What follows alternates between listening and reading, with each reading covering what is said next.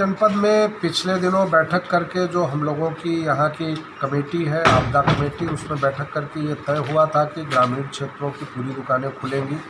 उसका अनुपालन हो रहा है, किंतु देखा ये गया कि टाउन एरिया में अभी भी कुछ टाउन एरिया में दुकानों को खोलने में एसडीएम के स्तर पे बैठक नहीं हो पाई थी। उनको निर्देशित कर दिया गया है व्यापार मंडल के साथ बैठक करके वहाँ की दुकानों को एक निश्चित समय के लिए ये लोग खोल रहे हैं। उनकी सुविधा के अनुसार समय तय करके पुलिस क्षेत्राधिकारी और उप जिलाधिकारी संयुक्त रूप से इस पे चर्चा कर रहे हैं। SDM Govardhan, SDM Mahavan, SDM राय, एसडीएम छाता, इन सभी को निर्देशित किया गया है।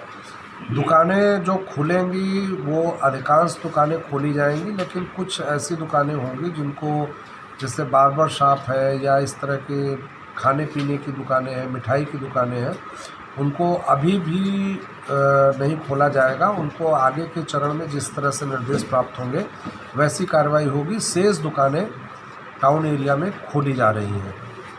दूसरा बिंदु एक यहाँ पे देखने में ये आ रहा है कि हमारे जनपद में कुछ पैदल प्रवासी मजदूर अभी जा रहे हैं। उसके लिए शासन के ये निर्देश हैं कि उनको बसों से हम लोग भेजेंगे। कोटवन बॉर्डर पे कोसी मंडी में शेल्टर होम बना है, वहाँ पे बसों को रखा गया है। परिवहन निगम की संबंधित एसडीएम परिवहन विभाग के अधिकारियों को निर्देशित किया गया है कि उनको सूची बना करके संबंधित जनपदों को ले जाएंगे। वहाँ के जिलाधिकारियों को सूची भेजी जाएगी। इसके साथ ही साथ अगर आवश्यकता पड़ेगी तो हम लोग, शासन के ये भी निर्देश मिले हैं कि कुछ प्राइवेट बसों का भी अधिग्रहण कर सकते हैं। एआरटीओ संबंधित अधिकारियों को निर्देशित कर दिया गया है कि इसकी पूरी तैयारी कर लें। इस पूरे काम को हम लोग सब लोग मिल कर के करेंगे। जो हमारे मज़दूर आएंगे उनको हम लोग खाना पानी भी उपलब्ध करा रहे हैं ताकि उनको कोई असुविधा न हो, और उनके गंतव्य तक हम लोग भेजेंगे। पैदल कोई न चले। अगर कहीं कोई पैदल चलता हुआ मिलता है तो उसको रोक करके शेल्टर होम में रख करके आगे की फिर उसकी हम यात्रा कराएंगे।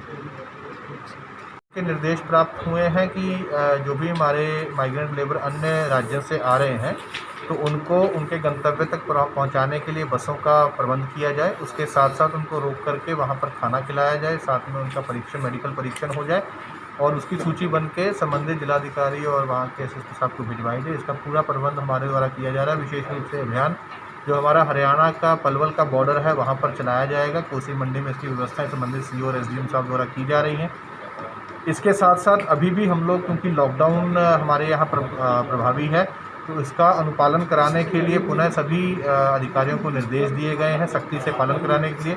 विशेष रूप से हमारा जो आने वाले दिनों में अभियान रहेगा वो मोटरसाइकिल पर एक से अधिक व्यक्ति जो चल रहे हैं, जो कि रेड जोन में होने के कारण उन निर्देशों का उल्लंघन माना जाएगा। तो जो भी व्यक्ति मोटरसाइकिल से चले वो अकेले ही चले। 2 लोग या 3 लोग अगर मोटरसाइकिल पर चलेंगे उनके ऊपर सख्त कार्रवाई की जाएगी। तीसरी चीज़, कहीं कहीं टाउन एरियाज़ में हमारे द्वारा जो दुकानें खोलने का जो प्रावधान हुआ है उसमें भी विशेष रूप से ये ध्यान रखा जाए कि सोशल डिस्टेंसिंग का पालन किया जाए। सीओज़ और एसडीएम साहब द्वारा वहाँ के व्यापार मंडल के साथ विस्तृत इसकी योजना बनाई गई है। सभी लोग उन निर्देशों का और उन नियमों का पालन करें। यदि कोई व्यक्ति दुकान खोलते समय इन नियमों का और सोशल डिस्टेंसिंग का पालन नहीं करता है तो उसके ऊपर सख्त कार्रवाई भी करने के प्रावधान है। मेरा सभी से अनुरोध रहेगा कि कोरोना के संक्रमण को फैलने से रोकने के लिए प्रशासन का सहयोग करें और जो नियम और दिशा निर्देश दिए गए हैं उनका स्वयं भी पालन करें और अपने साथियों से भी उसका पालन करवाएं। धन्यवाद।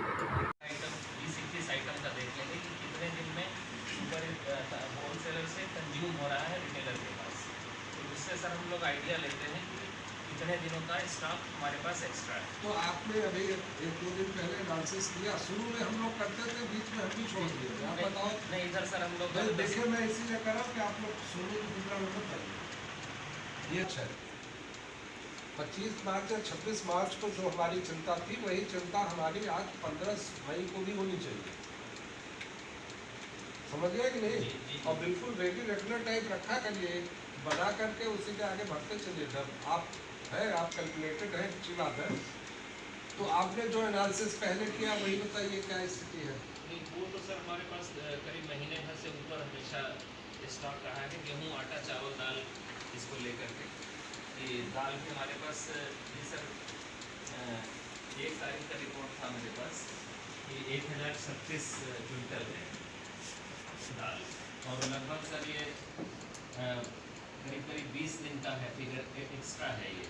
बाकी इतना ही सर हमारे पास सुपर स्टॉकिस्ट और उनके पास है, होलसेलर के पास है, रिटेलर को छोड़ करके।